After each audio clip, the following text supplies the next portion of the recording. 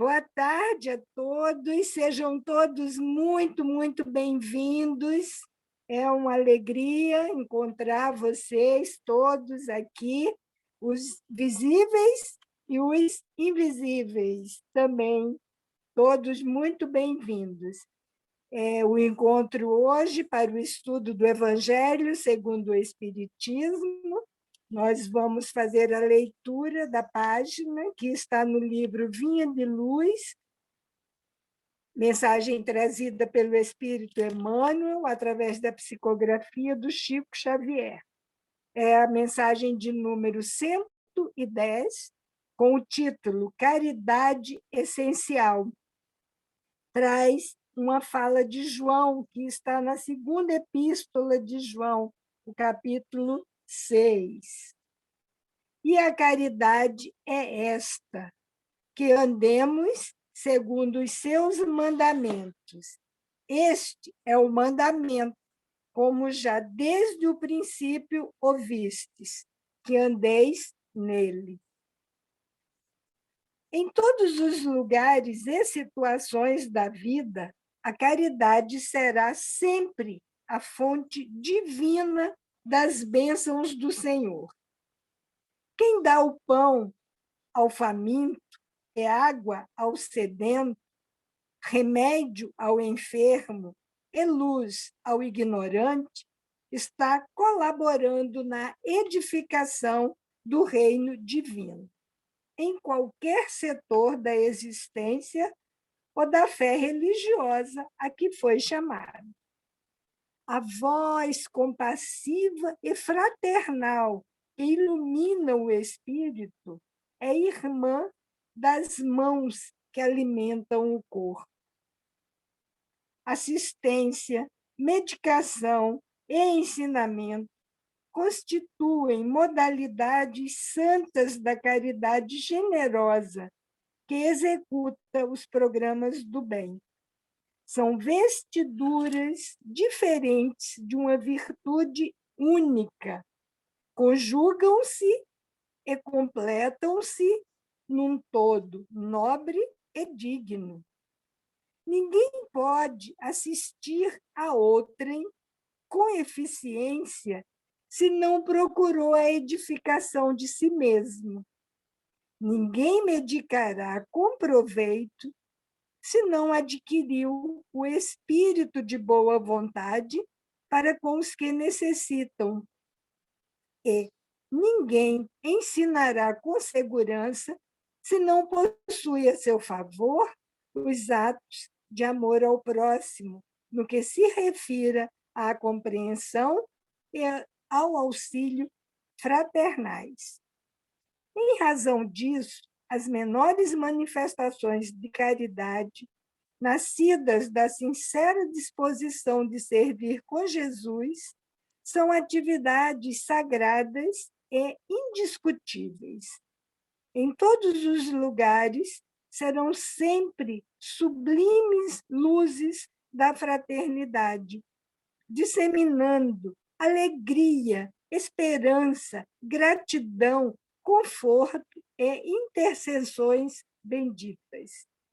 Antes, porém, da caridade que se manifesta exteriormente nos variados setores da vida, pratiquemos a caridade essencial, sem o que não poderemos efetuar a edificação e a redenção de nós mesmos. Trata-se da caridade de pensarmos, falarmos e agirmos, seguindo os ensinamentos do Divino Mestre no Evangelho. É a caridade de vivermos verdadeiramente nele, para que ele viva em nós. Sem esta, poderíamos levar a efeito grandes serviços externos, alcançar intercessões valiosas em nosso benefício, espalhar notáveis obras de pedra, mas, dentro de nós mesmos, nos instantes de supremo testemunho na fé, estaremos vazios e desolados, na condição de mendigos de luz.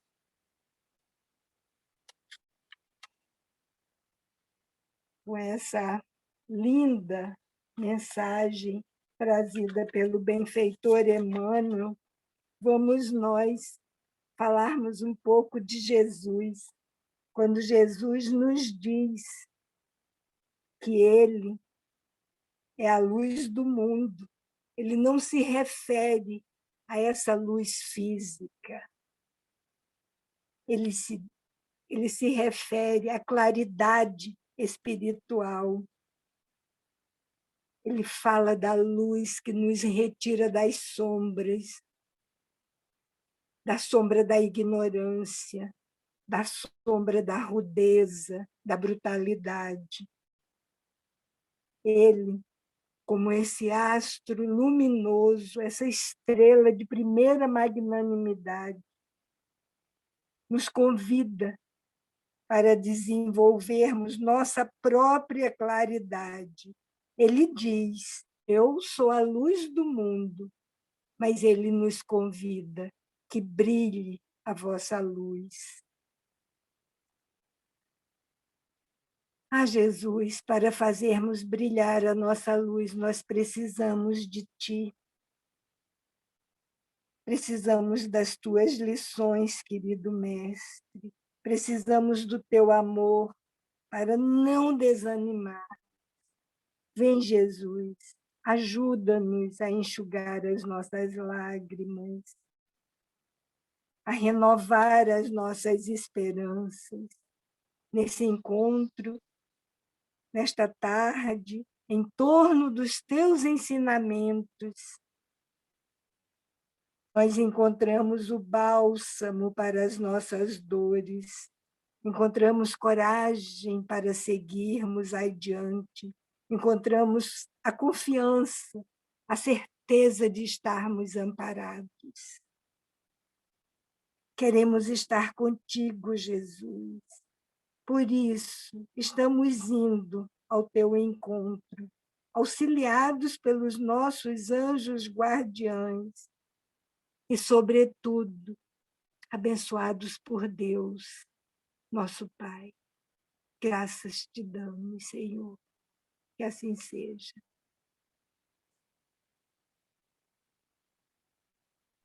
Graças a Deus. Graças a Deus.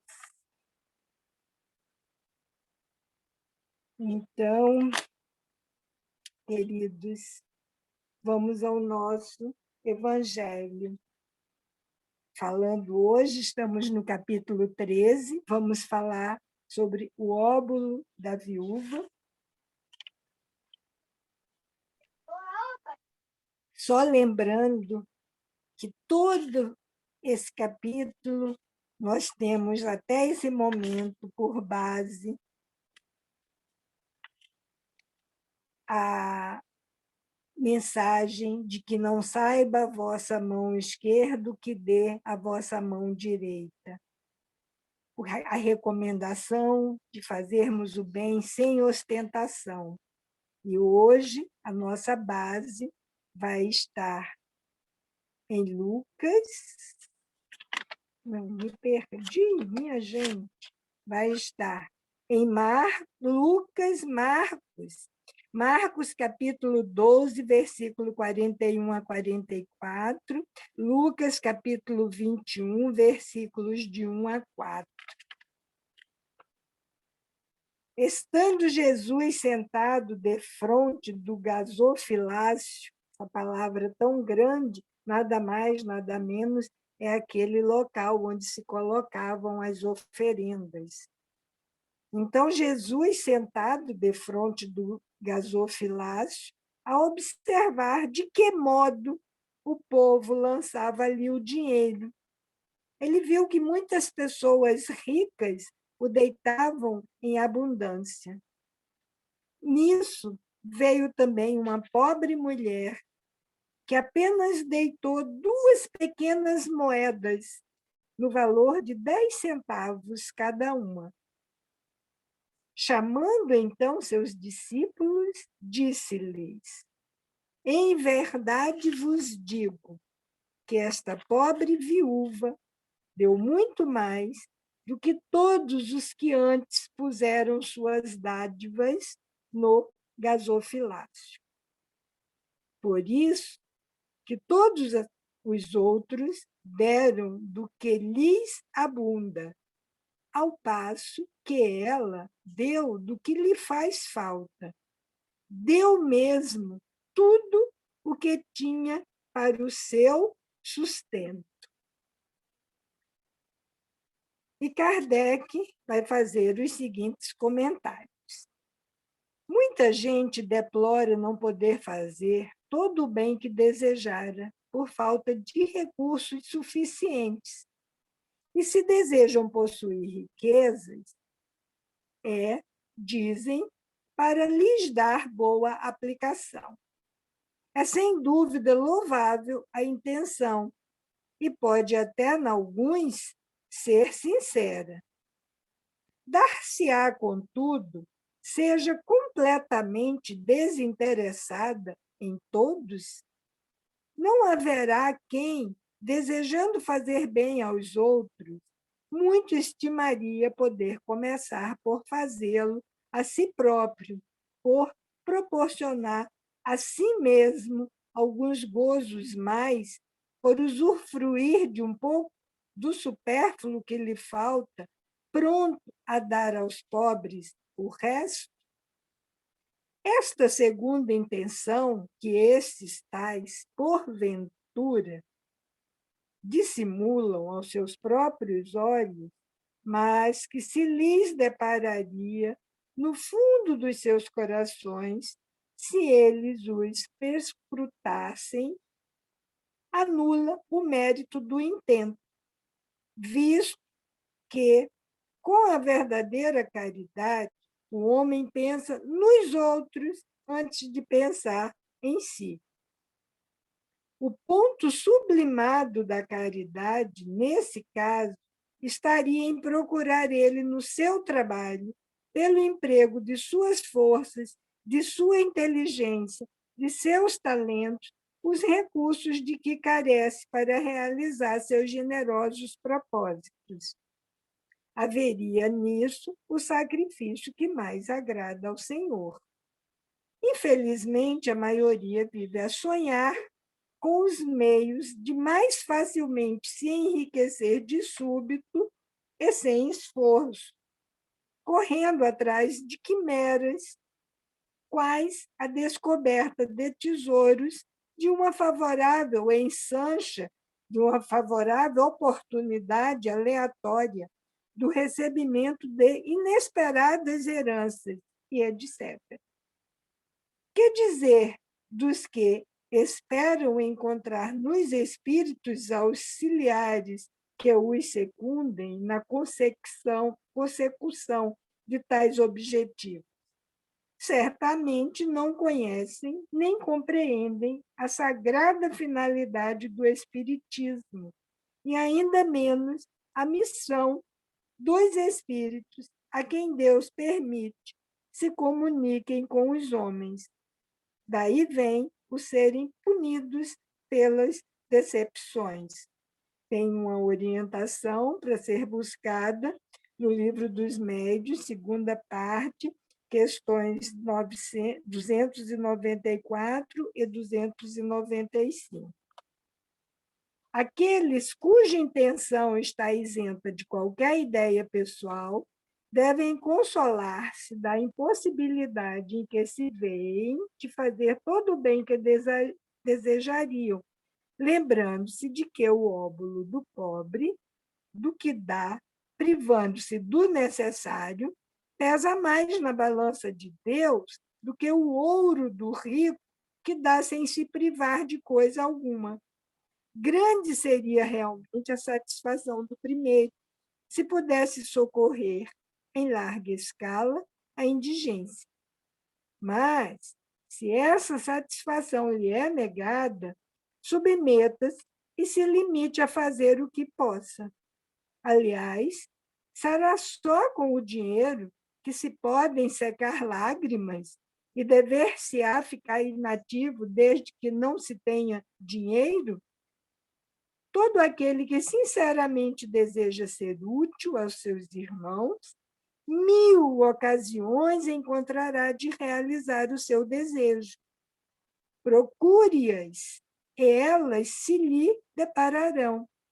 Se não for de um modo, será de outro, porque ninguém há que, no pleno gozo de suas faculdades, não possa prestar um serviço qualquer, prodigalizar um consolo, minorar um sofrimento físico ou moral, fazer um esforço útil. Não dispõem todos à falta de dinheiro, do seu trabalho, do seu tempo, do seu repouso, para de tudo isso dar uma parte ao próximo? Também aí está a dádiva do pobre, o óbolo da viúva. Ai, esse ensinamento Jesus traz ricas reflexões. Tem umas coisas que não se perdem no tempo, mas tem outras que precisam que nós, primeiro, assim, falemos para chegar lá nos 2000 anos atrás. Todo o ensinamento de Jesus, claro, ele aproveita daquilo que era, na época, a linguagem, a compreensão daquele povo, próprio daquele povo. Por isso que é sempre importante destacar. Quando ele dá o exemplo do samaritano, é porque tinha uma questão com as pessoas lá da Samaria. Quando ele diz Jesus subia, Jesus descia, tudo isso traz um entendimento em todas as passagens, em todos os ensinamentos. Aqui, nessa passagem, Jesus está falando da viúva, o óbolo da viúva. As mulheres, no tempo de Jesus, enfrentavam muitas dificuldades. Podemos dizer que continuamos a enfrentar até hoje. Claro, tem essa questão aí que não é valorizada, não ganha igual que o homem ganha. Tem toda essa conversa que se estende até hoje, mas nada se compara com aquela época. As dificuldades das mulheres, em geral, naquela época, e principalmente as viúvas, e ainda mais as viúvas sem filhos, o descendente masculino, e que não tivesse tido a oportunidade de casar com o cunhado, o marido, o irmão do marido que morreu. Essa era uma das leis de Moisés, que era chamada de levirato. Ela podia casar, tinha isso, o marido morria, ela não tinha filho, descendente masculino, casava com o irmão do morto, com aquele que era o cunhado. Mas isso é para dar essa ilustrada e dizer que, no caso dessa, essa estava sozinha com essas dificuldades. Ela tinha que se sustentar naquela sociedade segregadora, exclusiva, né? Que não acolhia, não incluía. E aí Jesus chama também a atenção para as pessoas ricas que estavam colocando ofertas abundantes. Ele fala, as pessoas ricas o deitavam em abundância. Aí, Jesus não era maledicente, não é, né? Ele não estava ali tomando conta da vida, quem reparando, quem ofertava mais, quem ofertava menos, quanto depositava, mas o ensinamento passa pelo ostentar, pelo exibir os seus feitos, né?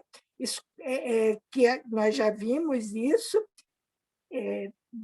a própria mão, que é o título do capítulo, não saiba a vossa mão esquerda o que dê a vossa mão direita, que a própria personalidade desconheça, não descubra aquele bem, aquela boa obra, por mais íntimas que as mãos sejam, por mais que se complementem, por mais que sejam cúmplices uma da outra, em se tratando da prática das boas obras, não deixe que uma veja o que a outra faz. Né? Então, ele não estava ali exatamente para falar da vida daqueles que depositavam mais ou que depositavam menos. Mas é interessante que até hoje nós observamos em alguns segmentos os que carregam esse hábito de exibir. Na hora que vai lá colocar na sacolinha, pega na pontinha assim, do dinheiro para botar, para mostrar se é muito,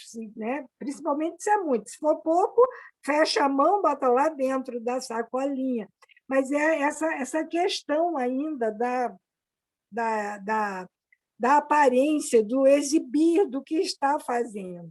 E aí ele fala nessa coisa da abundância. Quando a gente, o que a gente entende por abundância? Quando a gente fala a palavra em abundância, nós pensamos em fartura, em abastança, em opulência. Né? Se a gente for lá no dicionário, nós encontramos esse sentido de exagero, de excesso. Excesso é aquilo que é além da necessidade. Daí a ideia de que vem na passagem de que os que estão deitando ali em abundância estão ofertando daquilo que sobra. E nós trazemos, essa ideia vem até hoje, essa ideia do dar o que sobra. Ligando essa abundância à viúva, à dificuldade disso tudo, naquela época lá de Jesus, é isso que eu vou precisar da ajuda da Nádia, se ela sabe. Eu já ouvi, eu acredito que tenha sido numa palestra, eu não lembro se do Haroldo, mas eu tenho a impressão que foi do Haroldo, quando ele dizia que naquela época de Jesus havia um costume de se colher. Alguém era dono de uma propriedade, tinha uma plantação, mas na hora que ia colher, colhia no centro da plantação, para que as laterais pudessem ser colhidas, aqueles produtos pudessem ser colhidos pelos necessitados, principalmente as viúvas, né, os órfãos, que era sempre uma preocupação. Jesus fala das viúvas. Então, eram os necessitados, os que precisavam. E também nos mercados, quando se deixava cair uma fruta, quando caía, estava escolhendo, caía uma fruta, caía um legume, não se apanhava do chão. Aquilo ficava ali, que era para ser catado também pelos necessitados, pelas viúvas, pelos que precisavam, pelos pobres. Isso procede, Nádia? Bom, eu não sei se foi palestra do Haroldo, eu não costumo assistir o Haroldo, não. Mas isso tá dentro da tradição judaica e existe isso da ajuda. E sempre é num sentido de, eu não pego e dou, mas eu dou a oportunidade da pessoa vir e pegar. Isso faz parte da tradição judaica. Veja bem, quando você fala em colher do centro e deixar as laterais para que as pessoas venham pegar, é um sentido de: eu não quero saber nem quem pega, quem precisar vem e que pegue. Porque existe na prática, a ideia de quando você, oferece e dá e entrega para a pessoa, tem essa questão do ego. Então, existe o sentido da ajuda ao próximo, só que existe muito o sentido de não alimentar o ego e não humilhar quem recebe, que é uma coisa muito importante dentro da tradição. Não humilhar. Quando você entrega, é como se você estivesse, como eu posso dizer, estando num degrau acima. Então, quando você deixa a lateral para que as pessoas colham, é também uma forma de não vexar quem está recebendo a ajuda. Não Não humilhar, está né? dentro da exatamente. Não alimentar o ego, 2 coisas, não alimentar o ego e não dar ensejo a humilhar o próximo. Beleza, muito bom, muito bom. Isso eu não tinha, essa informação. Depois eu vou até deixar bem anotadinho aqui no Evangelho mesmo. Então, mas voltando à abundância, esse aí, que bom que eu não tinha conseguido a fonte, mas que bom que procede. Mas voltando à abundância, até hoje meio que trazemos conosco essa questão do ofertar o que do que nos sobra. É assim, parece que a gente tem sempre isso. A roupa que a gente enjoou, a roupa que saiu de moda, a roupa que ficou apertada, que manchou, que rasgou, a gente vai se desfazer ali, mas vai dar para alguém até aquilo que nem serve muito, né? Na hora de comprar um produto para a cesta básica, são os produtos mais baratos, aqueles da promoção. Na hora que eu vou comprar um presente para as crianças, ou de um orfanato, ou para uma criança de alguém que até trabalha para mim, é aquele ali baratinho, de R$ 1,99, uma bobaginha ali. E aí nós seguimos, iludidos que somos caridosos, né? Aí vamos nos deter um pouco mais nesse exercício da caridade, porque ainda é um exercício. Nós não aprendemos essa lição ainda. Exercício da caridade, no dizer de Paulo, Paulo de Tarso, é o amor em ação. Aí nós vamos atrás da palavra caridade, que tem sua etimologia no latim carita, que significa amor. Aí me lembrei de segunda-feira, o estudo do Miramês, Segurança Mediúnica, que o texto de Paulo que foi trazido, ele falava em amor.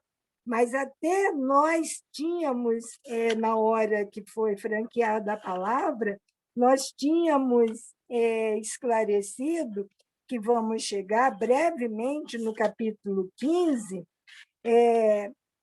com o título Fora da Caridade Não Há Salvação. Nesse capítulo, nós vamos trazer essa passagem da primeira epístola de Paulo aos Coríntios, e o termo correto não é amor, é caridade. Ainda quando eu falasse todas as línguas dos homens e a língua dos próprios anjos, se eu não tiver caridade, serei como o bronze que soa e um símbolo que retine.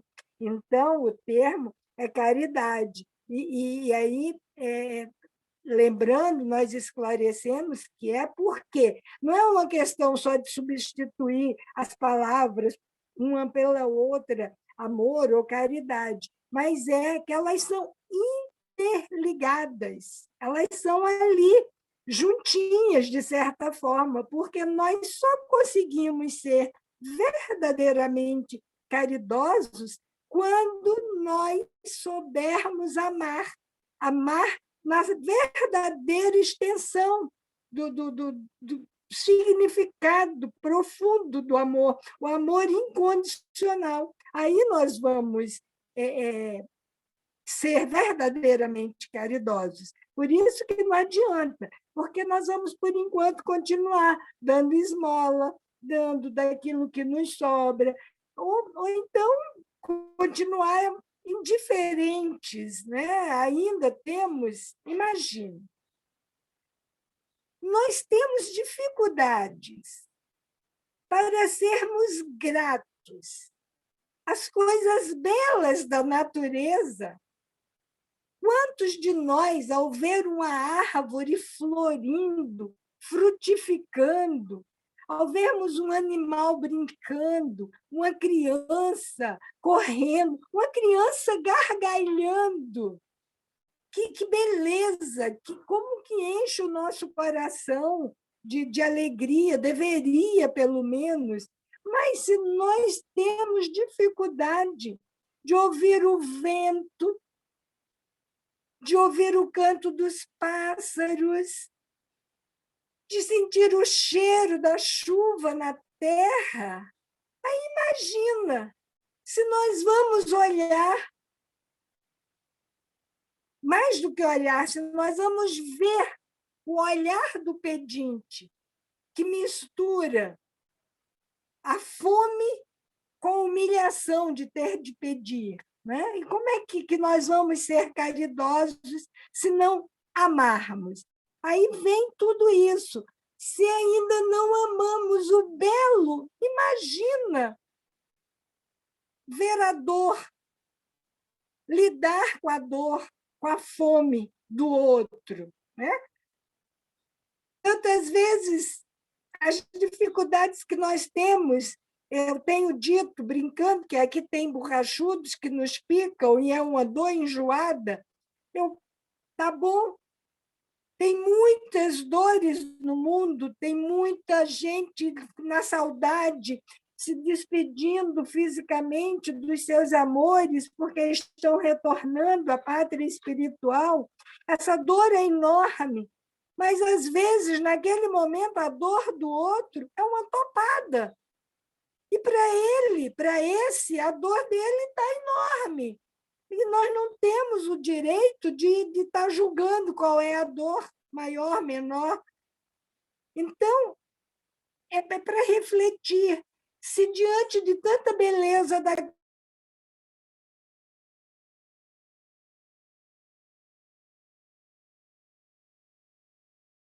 Fechou o microfone, Raquel. Seu microfone fechou.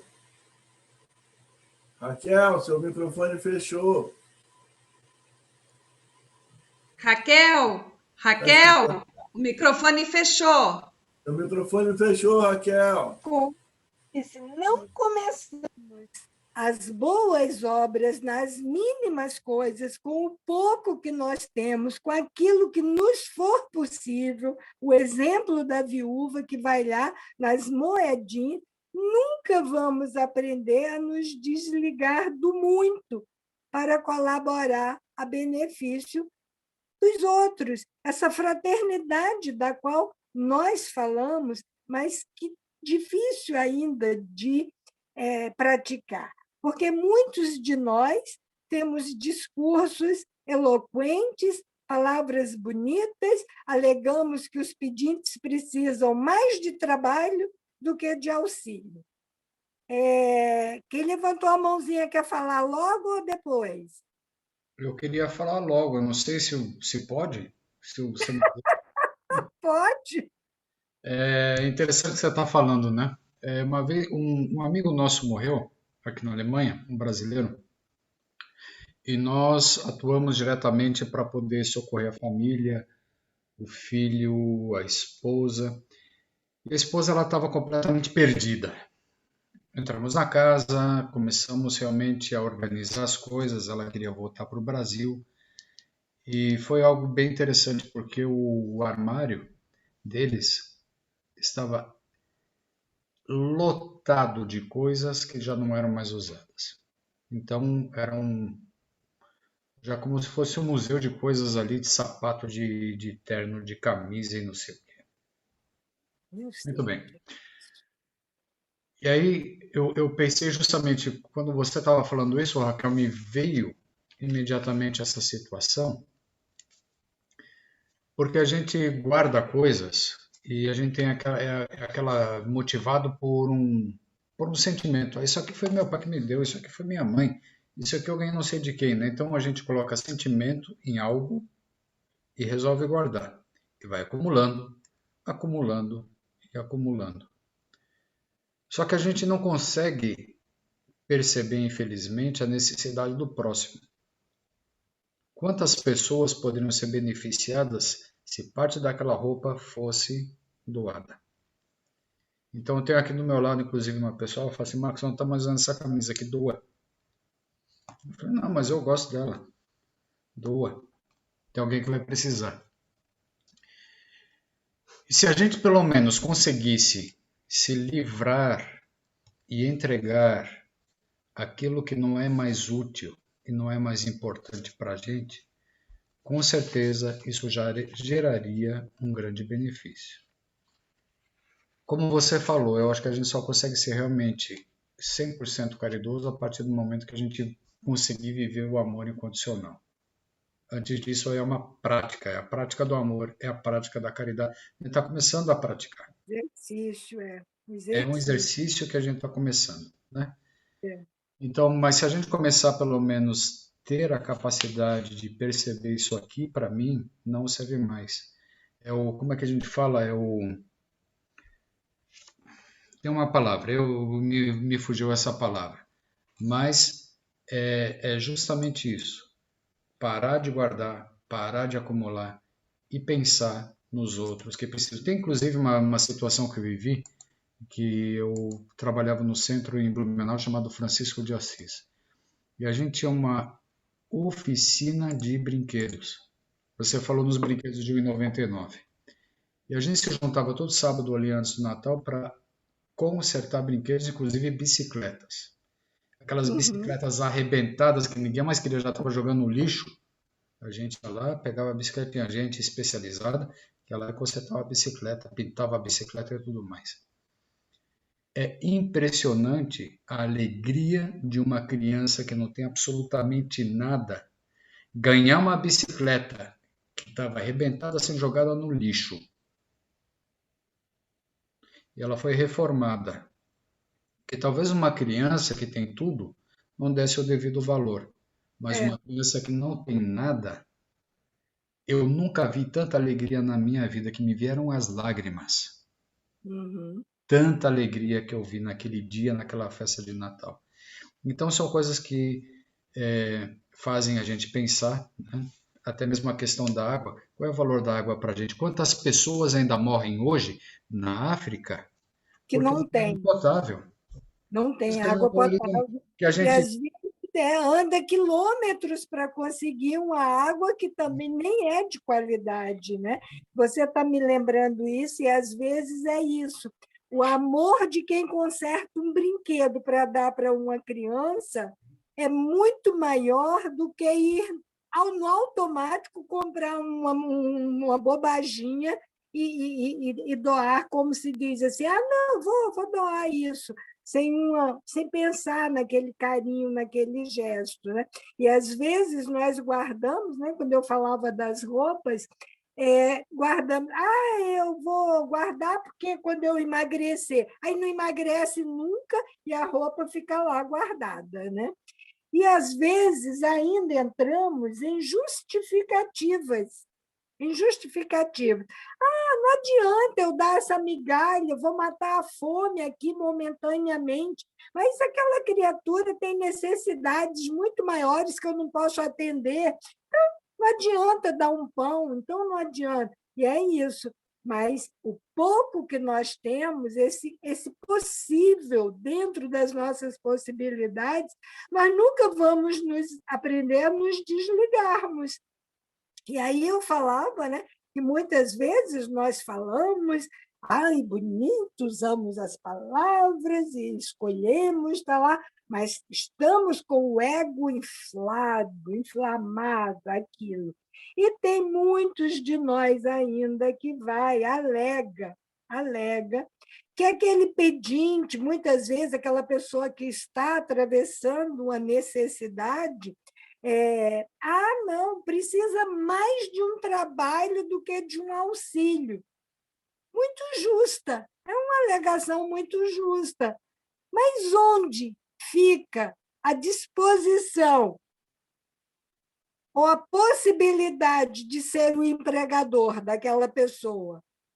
Estou só dizendo que é bonito promover, verdadeiramente promover aquele ser, sem dúvida nenhuma, é dever nosso, dever no sentido de ensinar o que já sabemos, de promover, de transmitir, respeitar a limitação daquele, transmitir o que já sabe, facilitar o aprendizado, desenvolver sentimentos nobres. Tudo isso são deveres nossos, antes de mais nada.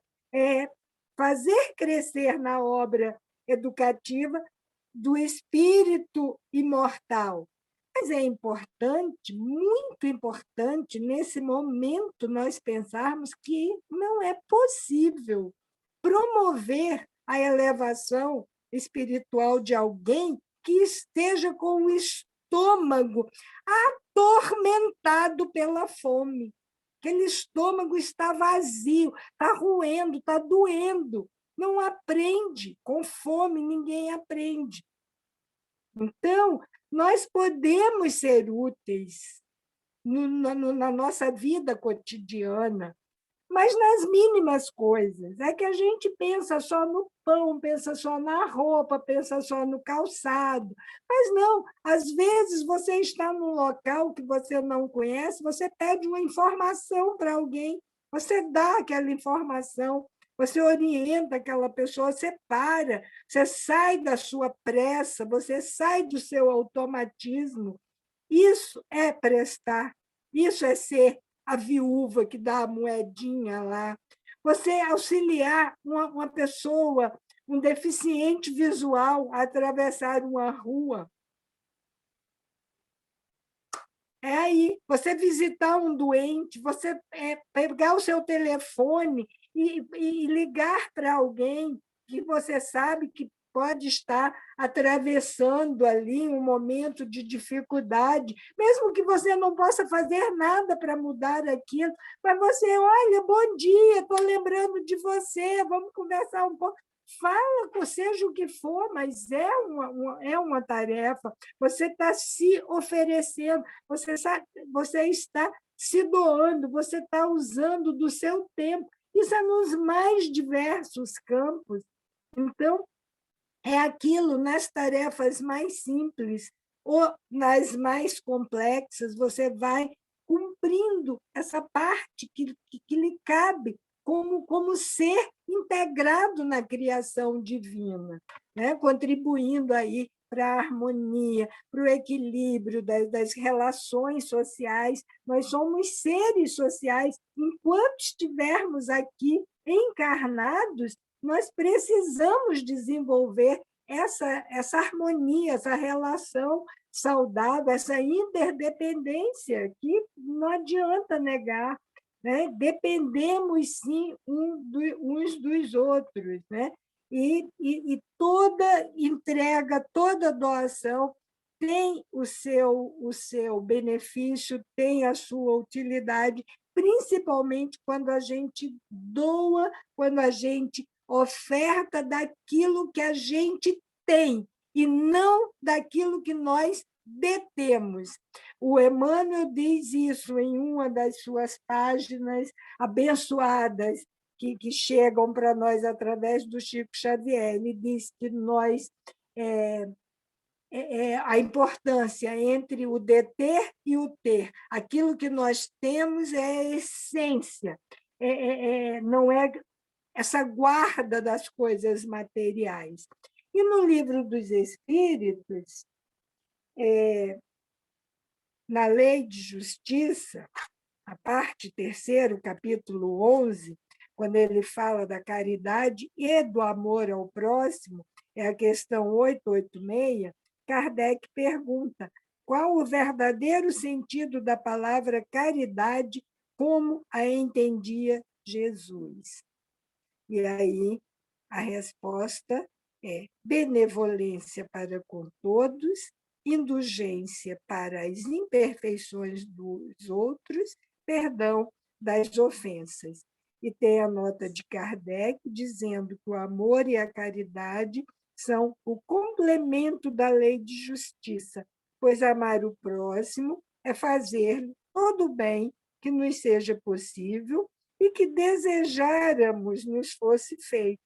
Tal o sentido destas palavras de Jesus: amai-vos uns aos outros como irmãos. Então, é nesse sentido que caridade, é nesse sentido que amor, eles estão juntos, porque é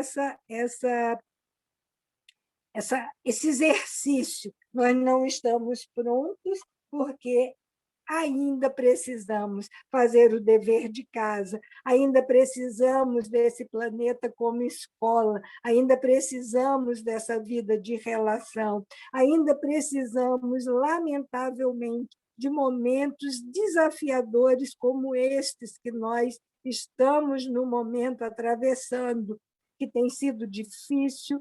É muito mais do que desafiador, porque tem dias que bate um desânimo, que bate uma angústia, que bate uma dor maior, e que nós precisamos, de fato, dos ensinamentos de Jesus, do Evangelho para nos erguer, para nos reanimarmos, para nos esperançarmos de novo.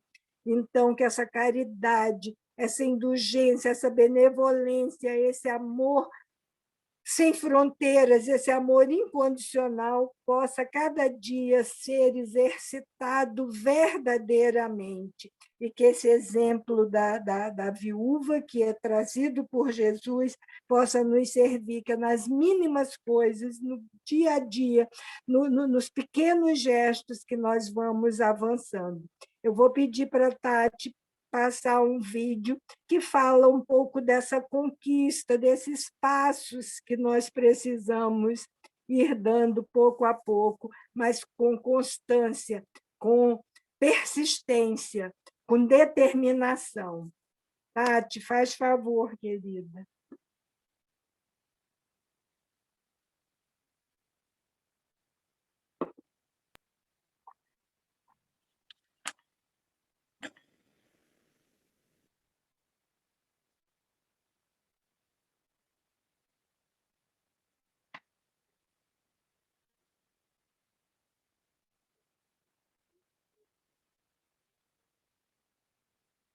Me envergonhar ou ficar triste comigo mesmo. Então você fica em paz.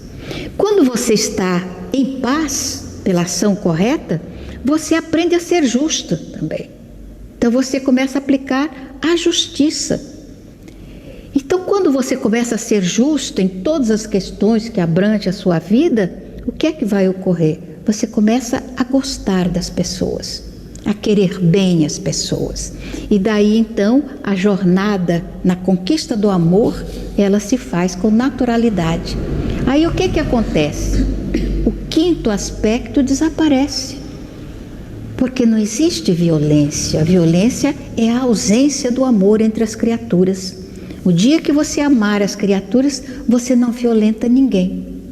Pelo contrário, você trata as criaturas com fraternidade, com carinho, com amizade. Então, a violência não existe. Ela é a ausência das demais virtudes. É assim que Sai Baba nos mostra um caminho bom para a conquista do amor. Eu estou rindo aqui porque tem uma outra pergunta que eu ia fazer mais adiante, mas que cabe aqui agora. Existe conflito entre ciência e religião e abordagens? E eu vou aproveitar essa fala para falar uma coisa. Essa colocação sobre o amor como construir, e normalmente as pessoas fazem o desenvolvimento pelo aspecto espiritual, religioso. E eu estava lembrando do trabalho do Richard Davidson, falando que a bondade é um fenômeno natural do cérebro, mas que nós treinamos nossas crianças em oposição aos seus talentos. Por exemplo, os seres humanos têm o talento para desenvolver o intelecto, a capacidade, a leitura, mas a gente precisa estimular, porque se você não ensinar a criança a ler, ela não vai desenvolver essa possibilidade, esse potencial. Com relação à bondade, isso está nas crianças. Por que é que nós não encontramos a bondade do adulto? Aí Dr. Davidson diz, porque nós treinamos as crianças desde pequenas a não serem boas. Porque começa com a ternura. Ternura é um impulso de ajudar a quem você ama. Então nós devemos estimular a criança a serem ternas, a colaborarem com os pais, a minorar o sofrimento dos pais. A gente quer poupar a criança de saber que o sofrimento existe e não estimulamos a criança a minorar o sofrimento no outro. Porque é um impulso natural. Então, ela ama sua mãe. Como sua mãe está sofrendo, a criança tem um impulso de diminuir esse sofrimento e a gente não permite que ela desenvolva esse aspecto. Mas é aí que começa o desenvolvimento do segundo fator, que é a gentileza. Quando nós estimulamos a ternura nas crianças, elas se tornam gentis. O que é gentileza? É um impulso de ajudar um estranho. Mas esse impulso só vai existir se você em casa desenvolveu a ternura. Então ele diz que a ternura é um fenômeno natural que deve ser estimulado e desenvolvido. Porque quando você desenvolve a ternura e ela gera a gentileza, o exercício da gentileza sistemático na criança se transforma em bondade, que é o impulso de ajudar até aqueles que você não gosta. Olha, tudo isso a gente tem que aprender. E aí, quanto mais você aprende esses aspectos e sabe que é um desenvolvimento pessoal, você começa a ter a visão da grandiosidade de Deus. Porque foi Ele que fez tudo isso só para a gente descobrir. E a proposta espírita é a aliança entre ciência e religião. Qual o livro espírita, que mais fala de ciência?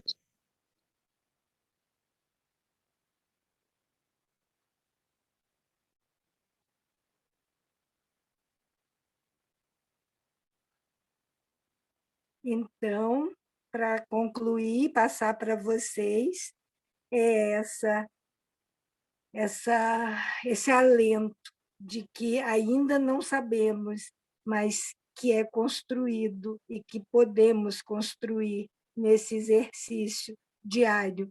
E se nós, agora, já adultos, não tivemos a oportunidade de sermos ternos, de sermos gentis e de desenvolver essa capacidade de amar, dá tempo ainda cuidar para que as crianças que vêm depois de nós aí possam, já desde pequenininho, mas eu, como sou muito otimista, eu acho que sempre é tempo da gente aprender.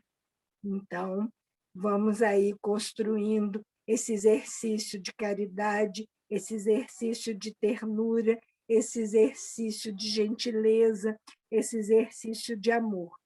Passo para vocês.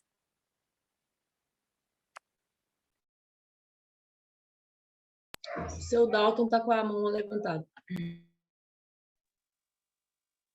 Boa tarde a todo mundo, né? Não deu muito tempo de falar. Boa tarde para vocês. Que eu gosto muito do Evangelho, todo mundo já sabe disso, e eu sou seu fã de carteirinha, porque tem pessoas que falam do Evangelho e é só uma conversa que você escuta, uma leitura, e que não te toca no coração. Tem pessoas que falam e tocam além do coração, toca na alma. E Raquel tem esse talento de... Não é elogio, não, Raquel. Estou passando para o grupo porque eu sinto dessa forma, né? Então, ela usa vamos dizer que seja um sentimento natural, não uma técnica, né? De levar essas coisas do Evangelho para dentro da alma da gente. E quem não até hoje tinha um coração duro para fazer caridade, a partir de agora já pelo menos vai sentir vontade de fazer caridade, né? Vai ter a caridade como objeto direto, não mais uma coisa fortuita, porque eu tenho meu armário cheio, enfim, porque tenho dinheiro sobrando. A gente já semeou no coração, na alma da gente, esse fator caridade, né? Eu tinha anotado algumas coisas aqui, Raquel, porque eu acho que é preciso. Eu acho que você falou disso, mas eu já tinha anotado. Então, eu não plagiei de você, né? Eu já tinha anotado aqui. É um grande ensaio essa questão da caridade. Então, eu vou falar umas coisas aqui, vocês não tomem isso por... enfim, é um fato comum, é uma conversa de hoje. Hoje eu sou rico, né? Hoje eu sou uma pessoa rica, abastada de bens, né? Eu tenho uma casa para morar, 3 filhos para criar, eu tenho um carro velho, bem velhinho, de 10 anos de uso, né? Tem dia que eu tenho dinheiro para o gás, tem dia que eu não tenho dinheiro para o gás, então saio quando posso com ele. A maioria vou naquele negócio de passar no ônibus mesmo, porque aí não pago passagem, né? Mas sou rico, hoje eu sou uma pessoa rica. Porque quem foi paupérrimo e viveu no furacão da miséria, né, sabe da diferença do que é ter alguma coisa e de não ter nada, né? Eu fui numa dessas pessoas que tive praticamente nada. Né? Nada, não tinha nada. Né? Um dos maiores presentes que eu ganhei na minha vida foi um prato de feijão. Aquilo foi uma delícia. Eu não vou esquecer nunca. Isso tem mais de tantos anos. E não era criancinha, não. Eu trabalhava, né? Mas não tinha que comer e tinha que trabalhar o dia inteiro sem ter um biscoito para comer. Não, alguma coisa para comer. E eu ganhei um prato de feijão de alguém que tinha tanto quanto eu. Né? Então, a gente sabe o valor de receber alguma coisa ou de ter alguma coisa para ofertar. E, às vezes, não precisa ser muita coisa realmente. Sabe, é o mínimo. Às vezes é um tênis que não dá mais para se usar. Né? Hoje eu faço como a Raquel, eu não aprendi contigo também, não é plágio. Eu só tenho um par de tênis. Bom, barato, não é caro não. Os outros dois estão furadinhos já. Né? Mas eu não me incomodo com isso, porque se for muito necessário, a gente vai lá na loja e compra outro. Hoje eu sou rico, hoje eu tenho, né? Eu sou uma pessoa abastada, eu tenho comida todo dia na mesa, graças a Deus. Né? Não tenho nenhum terno, nenhum blazer, não tenho coisa nenhuma. Mas se for preciso, a gente vai lá na loja, compra um. Né? O último que eu tinha, minha mulher deu de presente, né? Eu fui revisar os bolsos, né? Foi muito interessante, tinha R$ 400 dentro do bolso. Né? Que eu botei lá. Eu estava dureza danada nesse dia, né? Eu ia dar olha só, eu ia dar o blazer para caridade, né? Para botar nas doações, né? E eu futuquei o bolso, tinha R$ 400. Menina, foi um dinheirão. Isso tem 14 anos atrás. Né? Eu, por acaso, guardei o dinheiro lá e fui pelos bolsos lá né? E acabou ficando por lá. Mas eu queria passar umas coisas. Eu acho que as maiores, claro que em todos os sentidos, é preciso que a gente esteja aceso. Eu conheci, não sei se vocês conhecem, já ouviram falar em Dona Aparecida, do Hospital do Pênfigo, em Uberaba, uma pessoa muito ligada ao Chico Xavier na ocasião, e eu fui lá no Hospital do Pênfigo, uma dessas minhas idas lá, Uberaba, na casa do Chico. Nós fomos lá e eu conversei muito com a Dona Aparecida. Ela me contou as histórias dela, isso tem livro hoje. Né? Ela me contou as histórias e ela era enfermeira do Fogo Selvagem, do hospital lá do Fogo Selvagem, e mudou a direção, razões lá que eu não me lembro mais. A direção do hospital botou os doentes tudo na rua. Essas pessoas passam um inferno com aquelas chamas, né? Aquela doença terrível. Ela levou todo mundo para casa. Ela pegou todo mundo, acho que 40 pessoas doentes, e levou para dentro de casa. Aí os filhos ficaram meio que revoltados. A senhora trazer esse monte de gente doente para dentro de casa, a senhora vai ter que escolher ou eles ou nós. Ela falou, olha, vocês já cresceram também, com saúde, já trabalham. Né? Então, a porta da casa é a serventia de vocês. Vamos embora, que eu não vou botar ninguém na rua. Ou então fica para me ajudar, cuidar dele. Tem opção. Aí o Chico veio em socorro dela, e, enfim, né, e criou aquela situação. Então, nós estamos num grande ensaio. Eu acho que a doutrina dos espíritos é uma das. E a igreja também, a igreja católica, evangélica, enfim, cristãos de modo geral oficializados, né? Tem um cristão não oficializado e tem aqueles que somos nós que somos oficializados. Nós pertencemos a uma casa X, né? Uma vertente tal, que somos, né, profitentes daquilo ali, fazemos isso já. E tem alguns códigos, e na doutrina dos espíritos é fazer a caridade, né? De comida, de servir. Então, nesse grande ensaio, muitos de nós começa a amolecer o coração, porque a gente esquece. Mesmo aquele que passou grandes necessidades na vida, ele deixa de passar as grandes necessidades, continua carente de muita coisa, a gente sabe que é assim, mas a comida não falta mais, né? Mas ele esconde uma comida para que o outro não coma, muitas das vezes acontece isso, ou não empresta uma roupa para o irmão, porque é dele, né? Todos na mesma miséria, todos no mesmo patamar. Né? Nós estamos realmente, quando a gente se defronta com essas pessoas, como Dona Aparecida, como Chico, abriu mão de tudo. Ele podia ser o bilionário da literatura, né? Podia ser ou podia não ser, mas pelo que ele escreveu, seria uma pessoa de muitos milhões, uma conta corrente maravilhosa, né? Uma herança bendita, né? Ou maldita, né, que o Eurípides estaria com ela agora lá, né? Mas ele nunca guardou um centavo, muito pelo contrário. Ele chorava quando não tinha, aparecia um passarinho e jogava lá em cima deles lá e resolvia as questões. Passarinho é brincadeira, né? Um evento qualquer de alguém ia lá bater. A Dona Aparecida era a mesma coisa. Então, essas pessoas, né, e mesmo antes no Evangelho, conta-se a história da senhora que foi lá, né, naqueles lugares, levar o roupinhas no outro dia do Evangelho. Né? Então, nós temos realmente que sair do lugar comum e começar a fazer esses ensaios. E eu vejo também, Raquel, e isso aí é uma maravilha, esse grupo tem essa virtude enorme, né? E parabéns para quem criou o grupo, eu não me lembro as pessoas assim no geral, né? Mas a Tati, Josi, você, o Luciano, fizeram da nossas vidas um grande evento, no momento de tanta dificuldade, porque é uma caridade que não tem preço, não tem tamanho, né? A gente vê, né? A gente que estava aí triste pelos cantos, né? A gente sabe que todo final de tarde a gente tem 1h30 de fraternidade, de solidariedade nas ideias, né? Eu peso muito a pessoa que dispõe do seu tempo para ensinar. Eu tive muito pouco tempo para estudar, talvez preguiça também. Eu, quando tive tempo, não quis estudar. Mas tive muito pouco tempo de sala de aula. Então, e hoje sou professor de algumas coisas, dentro da profissional. Eu passo o conhecimento que tenho, né, e com muita alegria. Né? E se eu me reencarnar numa ocasião qualquer, se eu puder, eu vou ser professor. É uma decisão minha. Serei professor, não serei músico ainda. Deixarei a música para um outro plano. Ou então fazer paralelo.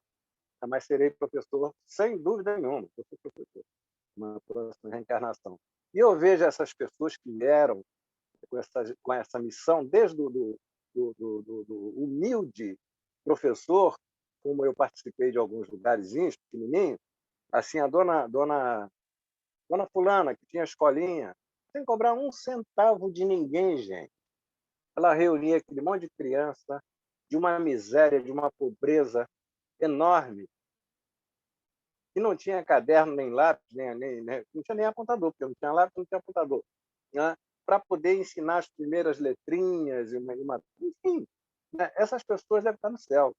Não reencarnaram de novo, né? E hoje são doutores aí, que é do meu tempo de pequenininho, e outras pessoas que eu conheci dessa área.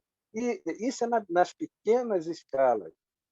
E depois vem né, uma outra faixa de pessoas que se empenham, vão para o sertão, vão para os igarapés, vão para lugares aí gratuitamente, não vão cobrar nada.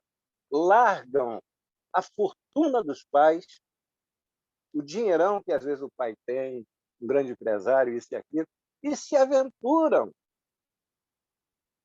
por esse mundo enorme para ajudar. Eu acho que essas criaturas são anjos.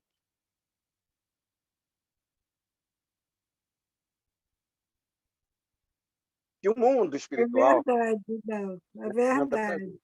Né? E depois, né, acho que a maior dos caridosos foi Jesus, que desceu com tanto sacrifício. Sim, o maior que nos ensinou isso tudo, deixou as lições aí para a gente ir nesse exercício, como diz você, nesse ensaio aí. E vamos ver. Muito obrigada. Concluiu? Concluído.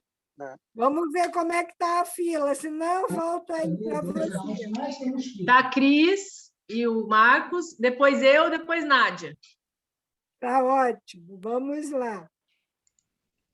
Bom, vou voltar um pouquinho, enquanto o Marcos estava falando da questão da doação, me passaram algumas coisas na cabeça. A gente aqui na Alemanha sofre muito em relação a essa questão da doação, porque, infelizmente, aqui ainda não existe a cultura da doação no sentido de tudo pode ser doado. O que existe aqui é doação de roupa, sapato, e funciona assim. Existem alguns containers, mas assim, são pequenos, a gente chama de toner, né? Assim, são como se fossem armários de metal, e você vai lá, você levanta a tampa, você, com a roupa numa sacola plástica, você joga dentro daquilo. Só que aquilo, para mim, me dói muito, assim, porque parece que estou jogando fora, não é uma coisa que eu estou doando, né?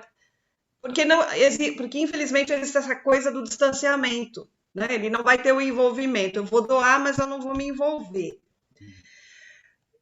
Uma outra maneira que existe, a cada 2 semanas, eles colam, algumas igrejas se organizam e colam um papelzinho na porta do prédio, dizendo, no dia tal, nós vamos passar recolhendo doações de roupas, roupa de cama, toalha de banho. E aí eles colocam, mas não vamos pegar tapete, nós não vamos pegar colchão, nós não vamos pegar isso, nós não vamos pegar aquilo. E assim, quando a gente chegou aqui, a gente, né, algumas coisas que a gente queria doar, móveis, enfim, e a gente não achava lugar para doar. E por quê? Porque não existe a cultura. Existe a cultura de colocar na rua para o lixeiro recolher. E sabe o que é você ver coisas? Eu olhava e dizia, gente, não é possível. Cozinhas inteiras. Aqui dá para montar uma casa para uma pessoa. Coisas inteiras, guarda-roupa, uma cozinha inteira, geladeira, fogão na rua para o lixeiro recolher. Então, nós ficamos 8 anos morando num apartamento maior, e aí mudamos então agora para um menor. Vocês não podem imaginar o que foi o sacrifício que a gente fez, mas a gente se virou nos 30 achamos gente para tudo quanto é lugar para doar aquilo que a gente não ia fazer, porque... E mesmo assim tivemos que... E mesmo assim ainda teve coisa que ninguém pegou e nós tivemos que realmente jogar para o lixeiro. Isso é um aspecto. Então, é uma coisa muito dura isso para nós, assim, que estamos num local... primeiro mundo, mas que não tem essa cultura, não existe essa cultura. Bom, mas enquanto, né, o Marcos colocava, uma coisa que sempre que me bate muito fundo, qual é a maior caridade? É doar aquilo que não é mais útil? Ou será que eu não estaria sendo mais caridosa ainda em não adquirir o que não é necessário e supérfluo? Aí a gente fala assim, tá, eu tenho lá 5 camisetas.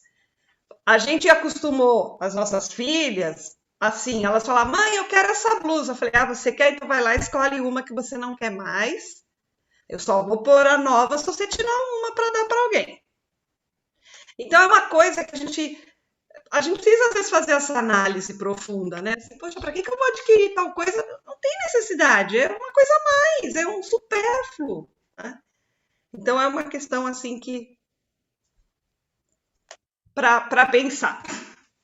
Excelente contribuição, que essa reflexão fique. Antes de adquirir, pense na... Hoje em dia, esse exercício já está passando em relação à fabricação de lixos, vamos dizer assim.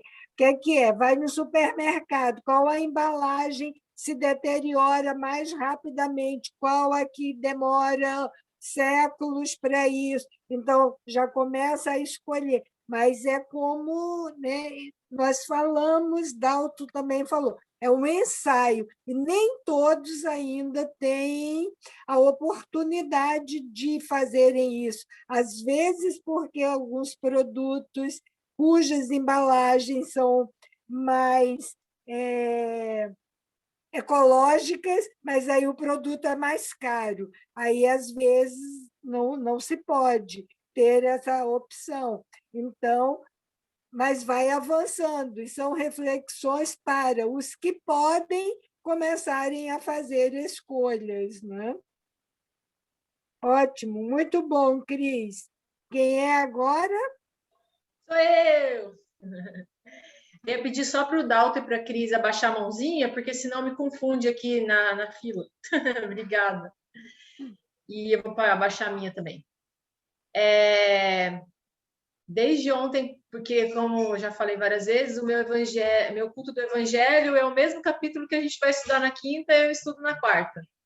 E eu fiquei pensando em tudo que a gente ia estudar hoje, pensando tudo. E aí duas coisas aconteceram. Uma, eu lembrei de um exemplo que eu vou dar para vocês, que é o exemplo arrasta mesmo, e ele me arrastou, que eu já vou contar. A Raquel já conhece, que eu já falei isso. E outra, para você ver quando você entra na sintonia da coisa, as coisas acontecem para você praticar. Eu tive que ir na cidade, nós aqui estamos na fase vermelha, quase indo para roxa, então eu tive que ir no mercado para fazer as coisas rápido que estava precisando, né? Então entrei muito rápido no mercado, peguei tudo e estava saindo esbaforida assim para pegar a bicicleta. Chegou um moço perto de mim que é guarda-carro, falou: "Moça, você não tem uma moeda aí para mim, não sei o quê?" Aí eu olhei para ele, eu não tinha mesmo, porque eu levei o débito, né? Porque eu já faço isso para evitar maior contato com álcool, não sei o que lá. Aí eu falei, puxa, perdão, não tem. Mas aí na mesma hora, foi muito interessante, porque na mesma hora que eu falei não tenho, veio o capítulo do Evangelho na minha cabeça, veio o óbolo, né? Eu falei assim, peraí, o que você quer? Ele falou, tô com fome. Eu falei, beleza, vamos ver se o seu Gregório é um moço que vende pastel em frente ao supermercado, que também está com dificuldade de trabalhar porque os comerciantes estão tendo que trabalhar escondido, porque não pode trabalhar porque está tudo fechado, mas eles também precisam trabalhar. Enfim, é uma outra discussão, mas enfim. Eu falei, bom, vou pagar 2 coelhos com uma cajadada só, vem cá. Aí cheguei nele e falei, Gregório, você aceita débito? Aceito. Então você passa X em débito, esse moço vai escolher um lanche, você vai dar para ele. Não, mas eu estou abrindo. Eu falei, tudo bem, você pode esperar a aposta. Ele vai esperar, você vai fazer e eu estou pagando. Peguei e fui. E fui embora, falei, nossa, pensei, olha o Evangelho, estudando e praticando, né? E na minha vida, desde que eu fui morar na ilha, eu venho aprendendo assim, até perguntei para ele se eu podia usar como exemplo, porque eu ia falar dele, né? Ele falou que quando é para edificar, pode. Ele é uma pessoa extremamente boa, assim, nasceu com ele esse negócio. É muito, muito assim. E a gente tem uma... A gente ajuda na campanha do quilo, né? Da igreja que ele frequenta. E assim que eu casei com ele, eu nunca tinha feito. Aqui a gente faz no centro da minha mãe, não sei o que eu frequentava, mas era uma outra maneira de fazer. Vai vendo como ele faz. Ele chegou para mim, quem vai para Angra fazer compra sou eu, porque ele quase não atravessa para Angra. Ele falou, Tati, eu quero doar a campanha do quilo, você compra para gente, para me levar. Eu falei, tudo bem. Pensei eu, rapidamente, como eu fazia aqui, vou comprar 1 quilo de açúcar, vou comprar 1 quilo de sal, vou comprar 1 quilo de não sei o quê. Aí eu falei, tá bom, pode deixar que eu vou. Eu estava anotando, ele falou, não, eu vou escolher o que é. Eu falei, tá bom, o que seria? É café.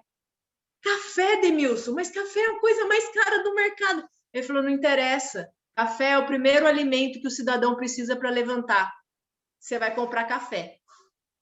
Aí eu fiquei olhando para a cara dele, indignada, e fui para a barca, né? E aquilo foi matutando dentro da minha cabeça. Eu fui me sentindo pequenininha, fui me sentindo tão pequenininha que nunca mais na minha vida esqueci essa lição que ele me deu. Tem várias, viu? Essa é só que cabe no óbolo. É muito interessante assim quando a gente percebe esse exemplo dentro de casa e a gente aceita, né? Porque geralmente o orgulho não deixa aceitar, né? E achei muito bacana, isso me guardou muito. E outro exemplo que ele tem, que eu acho muito bacana, que também cabe, é que o sol nasceu para todos. Se alguém chega para vender o mesmo material que a gente vende, geralmente a pessoa fica nervosa, né? Ele fala, o sol nasceu para todos. Ele toma, ele experimenta, ele elogia. Então, eu acho isso bem bacana. Agora é a Nádia. É lindo, é lindo. Você tem um companheiro do seu lado com uma riqueza de alma que me encanta. Posso? Pode, Nádia. De certa forma, a Tati falou muitas das coisas que eu ia falar, mas eu ia pegar o gancho do seu Dalto falando, olha, a pessoa que larga sua fortuna e vai lá para um rincão de não sei de onde, se doar e tal. Lindo. Mas a gente que não pode ainda fazer isso, a gente faz pequenas coisas, como o pastel. A gente tem que exercitar diariamente a bondade, diariamente, nem que seja emprestando o ouvido para uma pessoa. A gente sempre tem a oportunidade de ajudar, sempre. E a gente faz o que é possível. A vida te pede o bem que te faça possível. Então, muitas das coisas que eu ia colocar, a Tati colocou. Ela me lembrou um exemplo.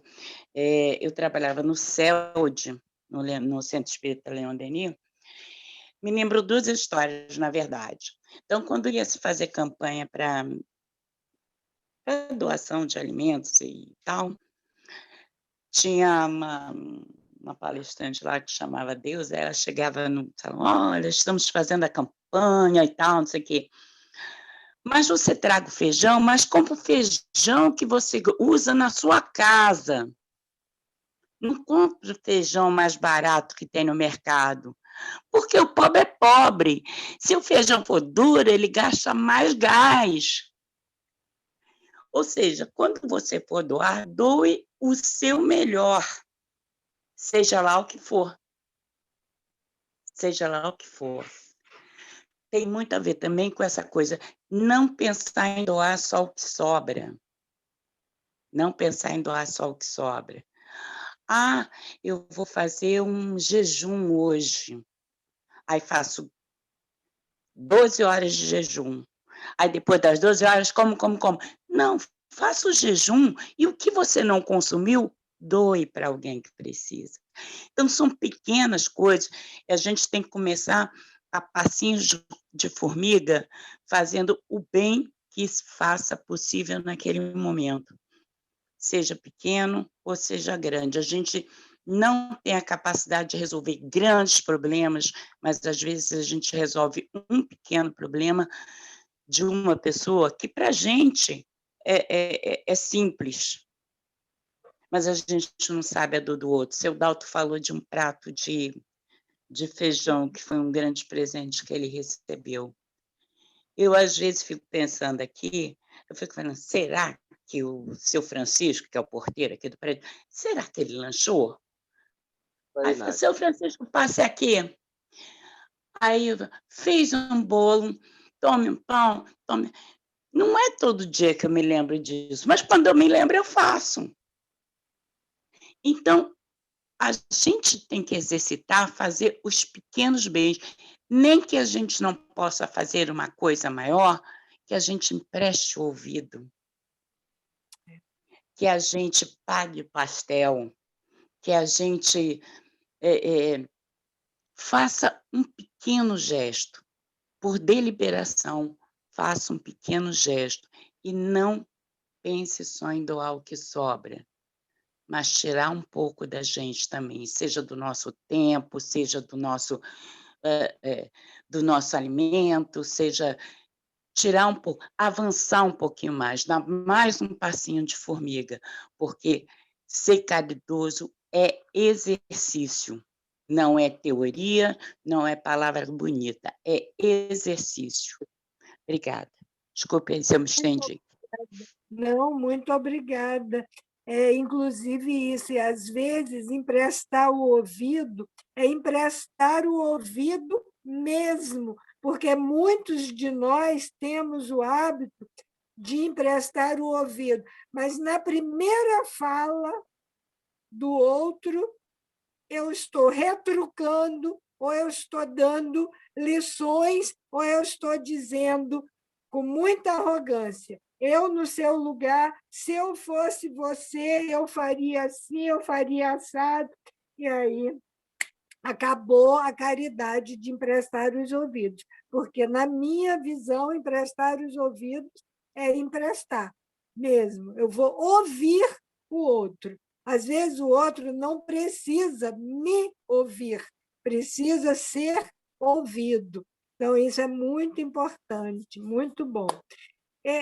Realmente, nós estamos aqui, 17h28. Eu não sei como que está a filinha, se acabou, se tem mais alguma questão. Acabou? Então, se nós podemos concluir. E é isso, é o que nós podemos fazer.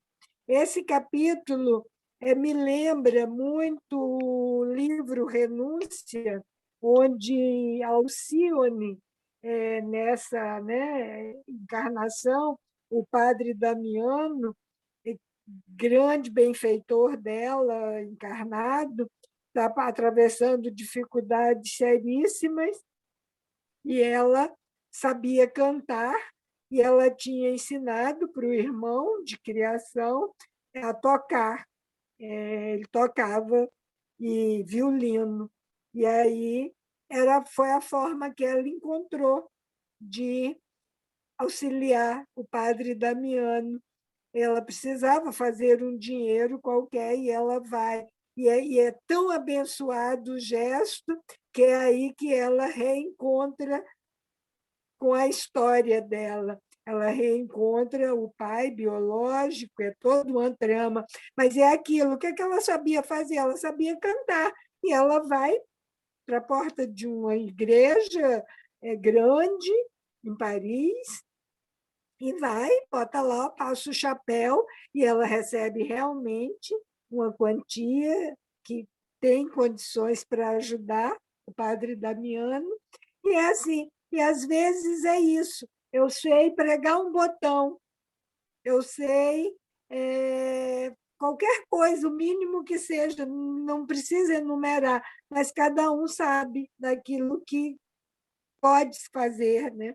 Mas é exercício também. A gente traz a reflexão, mas cada um acolhe, assimila, pratica no seu tempo, no seu momento. É esse grande ensaio que desejamos que, quando as cortinas se abrirem, nós estejamos desempenhando bem o papel. Quem gostaria de fazer a prece, encerrando?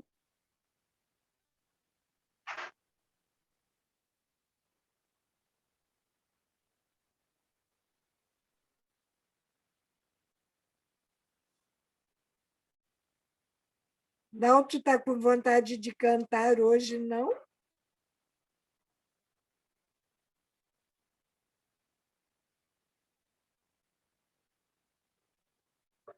Está com o microfone fechado.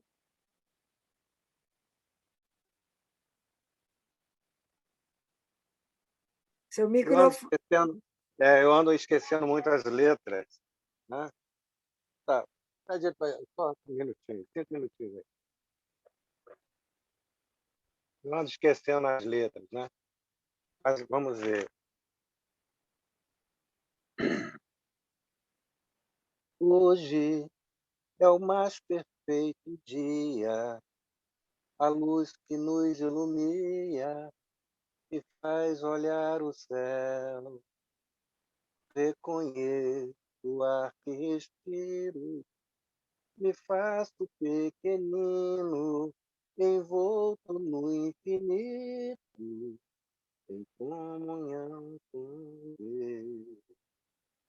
E assim o amor se faz nesta canção, e assim o amor se faz no meu coração, e assim com Deus me sinto em paz, e assim com Deus me sinto em paz.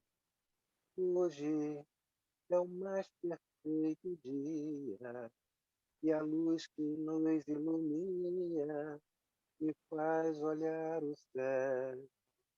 Reconheço o ar que respiro, me sinto pequenino, envolto no infinito, em comunhão com Deus.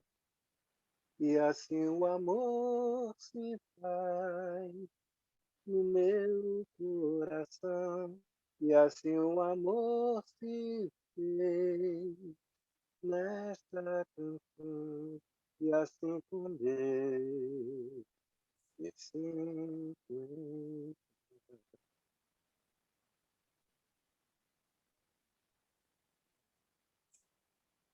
Obrigada, Dalto.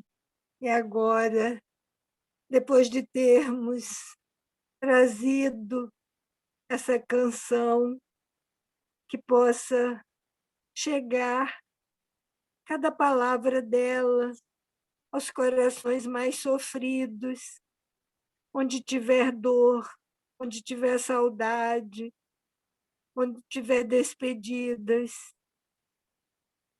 que esse canto, que os nossos bons sentimentos, sentimentos de fraternidade, possam ser levados pelos trabalhadores de Jesus aos hospitais, aos lares, onde estiver acontecendo atos violentos, onde houver fome, onde houver sombra, acusações, discórdia. Leva, Jesus, através dos teus trabalhadores, a esperança. Leva um pouco de luz, possamos de nós irradiarmos. Hoje, Jesus, é o dia mais perfeito de nossas existências, porque é mais um dia de aprendizado, porque é mais um dia de exercício, é mais um dia de reflexão. E com certeza nós não somos os mesmos de ontem, porque as vivências são outras. E no encontro contigo, Jesus, a tristeza se vai, mesmo que ainda tenhamos medo, indignação, revoltas, movidas pelas coisas da matéria, do dia a dia. Mas as tuas lições, as tuas palavras, quando nos fala de amor, quando nos fala de alegria, alegria de servir, alegria de crescer em tua direção, isso nos reanima. Que nós realmente possamos seguir os teus passos, Jesus, alcançar a tua mão que nos conduz, que nos aponta a direção. Estamos agradecidos por essa tarde, por esse encontro, por tudo que trocamos, por todas as nossas vivências.